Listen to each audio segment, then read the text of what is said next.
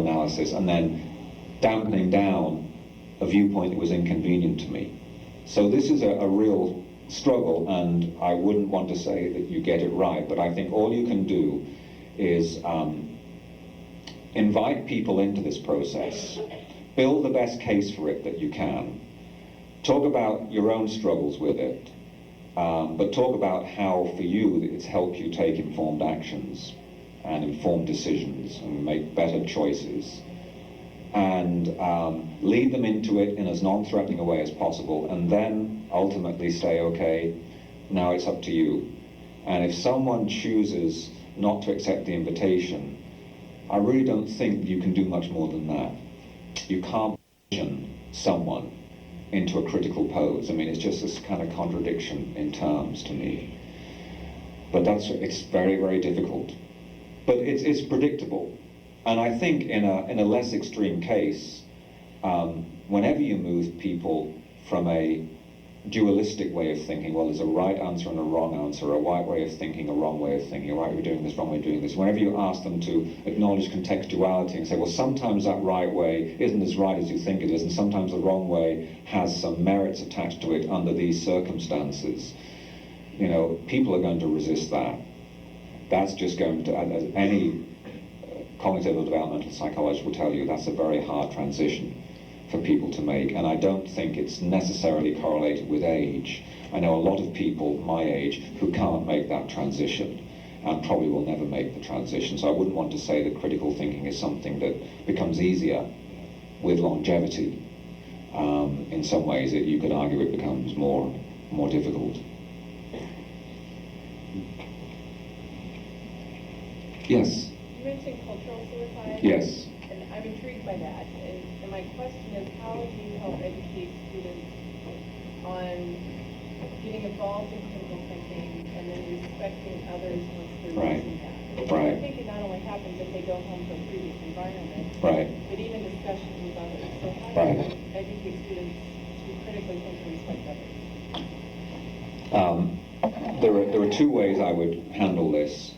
One is, a lot of my classes, I try to use former students who went through the class with me and who were resistant to it. So they're former resistors. I will often start a class having a panel of former resistors come in the first day, particularly if I can guess there's going to be a lot of resistance in class that day, or all that year. Students don't want to be there. They've been told they have to show up, but they really don't think they need this class, and it's a waste of their time. So they come in with a lot of hostility. If I know that's the situation, I like to start by having a panel of 2 or 3 former resistors. And for 10 minutes of the first class, I'll just turn it over to them and say, I would like you to tell people how you felt the first day of class in this course. And from your perspective now, give them any advice you want to on how to survive or flourish in this class. And then I'll walk out of the room, cross my fingers, and hope that what they say builds a case for this. And what they will say, I think, often is, yes, that it's important.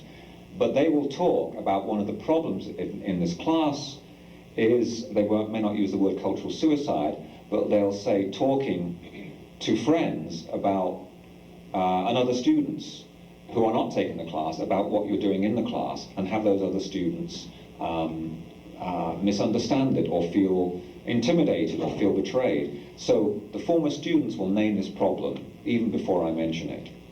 Then as we get into the course, one of the things I've experimented with a lot is role-playing how you go back to a good friend or to a family or a neighborhood after you've taken the class, and how you talk about your experiences. And so I've role-played that interaction where I'll play the role of the student, going back to a friend of mine and talking about the class, and one of my students plays the role of my friend, and then the rest of the students sit around and watch us do this, and I usually come in and in a great burst of enthusiasm, I say, oh, you can't believe what happened in class this night. Remember I was telling you about Joan? What a funny person she is. Well, she made this great joke, and then Stephen, he made this really, really provocative and profound comment that I just thought very, very much about. And then we went to coffee, and over coffee, You remember I was telling you about Leroy and what he said last week? Well, he was making that same point, but explained it to me in a better way. And, I'm really just learning so much from this. And I would not let the student, the other person in the role play, get a word in edgeways, which is what I think a lot of happens a lot of time when you get enthusiastic about learning. You want to share it with people. So then I'd say to the students, well, what do you think about this? What should I have done? And they start to say, well, you did absolutely all the wrong things, and here's what would be a good idea. And they suggest rules of kind of cultural re-entry, and the same rules come up over and over again, which, number one, when you go back to a friend or your neighborhood or family or whatever, the first thing you do is ask what happened to them while you were away. So you don't come in talking about your appearances, you ask about them. Secondly, if this other person has made any sacrifice, taken up any slack in your life to allow you to get to the class that day, you thank them for it and acknowledge them for it. Thirdly, you don't say anything about the class until the person asks you. And if you're absolutely brimming over and can't observe that third rule, and you have to talk about the class, then you start to talk about it using an example of involving your own uncertainty or frailty or struggle. So you focus on a struggle that you're having with the class and something you're finding difficult and that's depressing you, and maybe you think you're never going to learn it, rather than focusing on an element of celebration. And hopefully that will draw the person in, if they care about you, to the conversation, which presumably friends and family and so on would do, in a way which they wouldn't be drawn in if you come in starting to talk about all these wonderful new things I'm learning, these things that are happening to me. So there are ways of re-entering a familiar situation with a changed mind and a new knowledge, which doesn't immediately put people on the defensive. So we do a lot of that role-playing in class around how you're going to talk about critical thinking episodes to people who haven't been through them. And I learned a lot from those exercises, because I, as a teacher, if I go to a conference and I learn something new, that I come back to my school and I want everybody to pay attention to it because it's a great new method or a new resource, I'll get back and I'll enthusiastically Xerox pages from this book and put them in everyone's pigeonhole, and then expect them all to be emailing me and saying, oh, can you talk about this at our next staff meeting? And I hear nothing from them, and then I notice that as I'm walking down a corridor towards them and I'm holding the book in my hand, they quickly turn away from me and dart into the bathrooms. And it's very easy, I think, for me to commit cultural suicide. I have a new way of teaching, and to show up at a staff meeting and saying, I went to this great conference last week, and, we've been struggling with this issue of evaluation or curriculum sequencing, and I've got the answer. I've got this thing at this workshop, and it's this whole new way of doing it. It's helped me understand why we get things wrong here and how we can put them right. And I'm bringing this new knowledge in as a service to my colleagues, and I'm expecting them to break out into applause and say, oh, we're so glad that one of us is able to go away and walk on the high plains of intellectual clarity while the rest of us are kind of muddying down here in the dark, dank pools or sewers. So wonderful that you can come back and bring these nuggets of wisdom to us. And of course they're not thinking that, they're thinking, look what a bit of travel money does to an ego gone mad, and you go away to this place and you come back thinking, you're the world's gift to this or that subject. So I think cultural suicide, I've learned a lot from how to manage re-entry from what my students suggested as ways of managing re-entry into friendship networks and families. And so now if I do have some new piece of information that I want my colleagues to pay attention to, when I get back, the first thing I'll do is thank them. I just say, what happened while I was away? How did your class go? What happened at the staff meeting? So on. Do we have another budget cut? Second thing I'll do is say, oh, and you know, if you've covered for me or you took my messages or whatever while I was away, thank you. How can I repay you for this? Can I, you know, sub for you in a class this semester or whatever? And third thing is I won't talk about the conference until they ask me. And if I absolutely cannot follow that third rule, then I'll start by saying, oh, and by the way, you know, the conference actually was pretty useful because I've had this problem as a teacher for a long time that I'm sure you've never had, and you probably worked it out years ago, but I've just never been able to work this out. And I learned this technique this week that really helped me understand that problem better. And I feel kind of foolish because you probably worked this out years ago, but it was really helpful to me to finally stumble across this way of dealing with the situation. And if the situation that you're describing is one that the other person has, they might not admit it, but in a few days they'll come up to me and they'll say, oh, remember that thing you talked about that you learned at the conference? Well, I was talking to a friend the other day who has the same problem. And what was it again? What was the resource for that? What was the reference? So it's a way of inviting people into your learning, hopefully in a way that doesn't intimidate them, and make them feel that you're betraying them and getting too big for your boots. So, you know, as I said, this is a survival, a daily survival skill. It's not an academic, abstract enterprise, critical thinking. And it's something that needs to be managed, I think, subtly and carefully and with some sensitivity in terms of knowing how people are going to respond to it around you. It's a risky thing to engage in, and seems to me part of being a teacher, ethically, is preparing students in some ways for the risks that they're going to have to go through, and one of the risks is cultural suicide. So I'm very keen on kind of organizing that, organizing some instruction for that in my classes. We're at the declared end of our time, and you've been extremely generous in just staying here. And I'm the sort of anal compulsive who, if we get to 9 o'clock and we're not wrapping up, I say, has this person just lost all sight of the universe? So is there one last question that someone wants to raise before we wrap things up? Or has our energy reached a nice provocative plateau? Yes, one last one.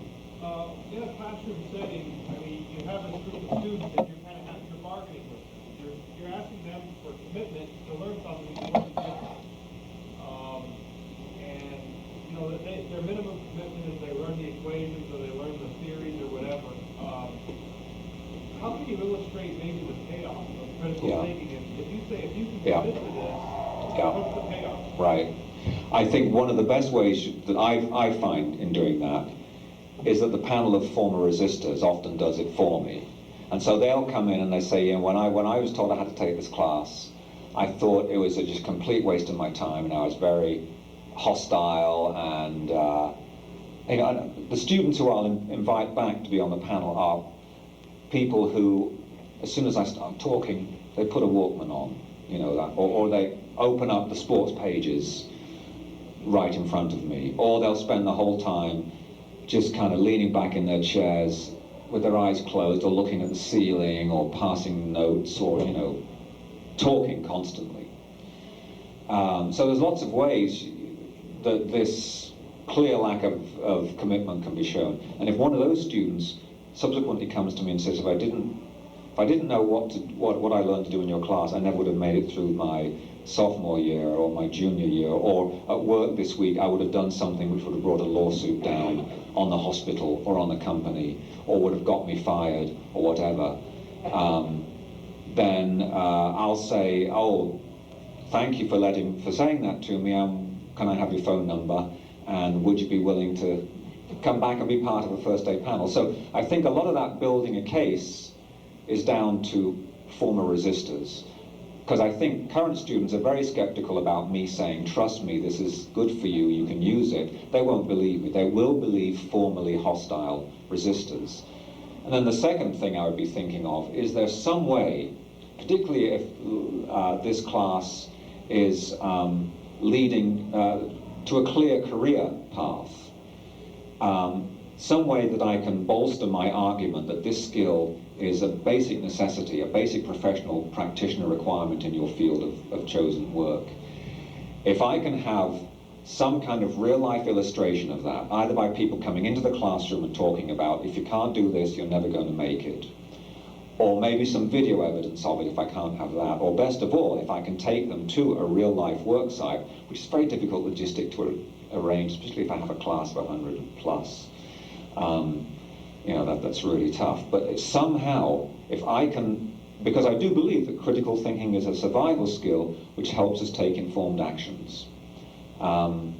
If I can show how that plays itself out in the world of work, in sort of career-related subjects, then that, I think, builds a better case for it. And then another thing I would experiment with, if none of those options are open to me, would be seeing if early on in the course I could design some kind of simulation which the students would recognize as something that they live through on a daily basis. So this wouldn't necessarily have anything to do with the content of the class. It would be a kind of student life situation. And I would design the simulation in such a way that to get out of it, the only way you could get out of this simulation successfully would be to question an assumption that you'd not questioned up to that point, or to look at the situation from a perspective that was not your own and that you'd not looked at it before.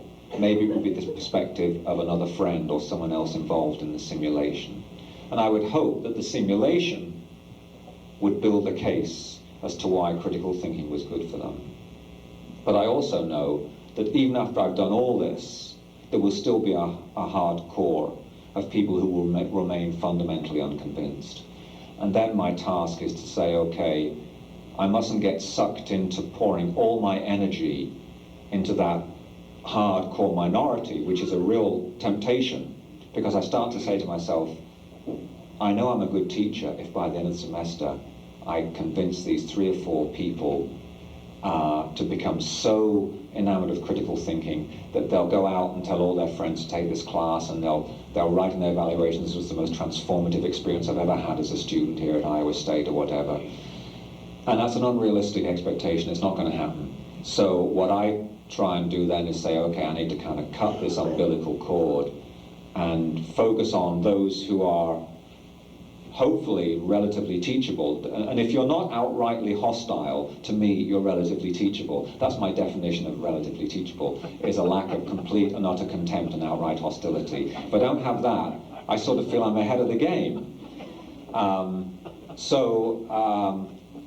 Often in class with those real hardcore of resistant saboteurs, one of the things that I've done is arrange a series of small group projects and put those 4 in the same group and have them work hopefully in an off-campus location so that they can implode in this black hole of angst that they've created for themselves, and the rest of us can get on, you know, learning and hopefully doing something useful. So as you can see, resistance and hostility is something that's a very consuming feature of my life as a teacher. Well, my watch tells me we're about 8 or 9 minutes past our declared time of ending. So I am the Hilton Chair this year. I will be here every month. And if any of you would like to follow up these themes in an individual conversation with me, I welcome individual appointments. I'm very happy to make those. I have them every month. I will be doing workshops throughout the year. The schedule of my activities are on the Family and Consumer Sciences homepage. You just click on Hilton Chair and schedule, and you'll see each time what my duties are. So I hope to see some of you again and talk about some of these issues more. But thank you very much for keeping your eyes open anyway for an hour. That's my main indicator of success tonight. Thank you.